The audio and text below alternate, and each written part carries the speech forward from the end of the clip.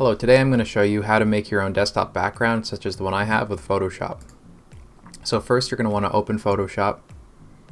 You're going to want to go to File, New, Desktop, Background. And you're going to want to go to Custom and then set the width and height to the pixels, the pixel ratio that you desire.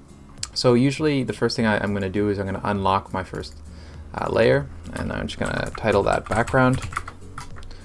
Usually I like to create 3 layers when I'm doing this, so just hit the new layer button, which is down here.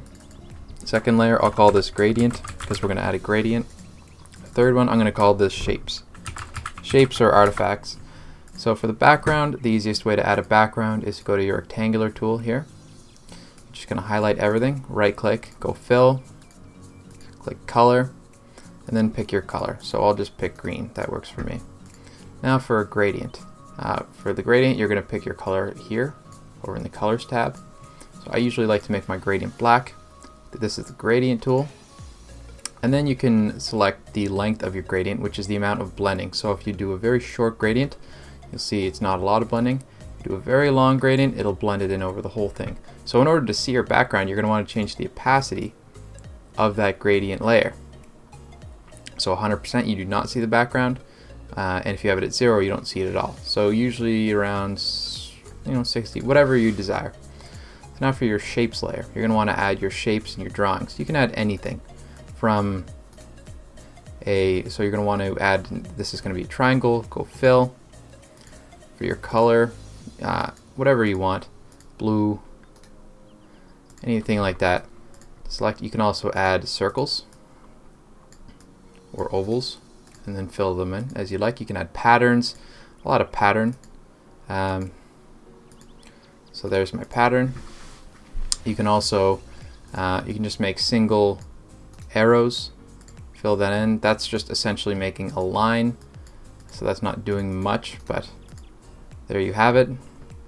You can also, with your lasso tool, you can do freehand drawings. So I'll just do something like this. Fill. You can go pattern, history, content aware, so it tries to copy the content around it. So you can see how that did when it was closer to the cookie. It did the cookie. When it was closer to the blue, it did the blue. You can also, there's another cool option. It's called free transform. So if I want to add, let's say something like this, I can fill that. Let's go the color. Make that red. And now I'm going to do the free transform. So what this will do is it will basically change the viewing angle of the shape. So you can see as that turns, it is a different perspective. Okay, so now what I'm going to do when I'm happy with all of my changes is I'm going to apply a uniform effect throughout the whole layer. So to do that, I'm going to right click and I'm going to go to blending options. So you can add bevel and vault. You can add any one of these. So just mess around with it, see which ones that look the best is your background. So now it really looks 3D. That's pretty cool. You can add textures, contour,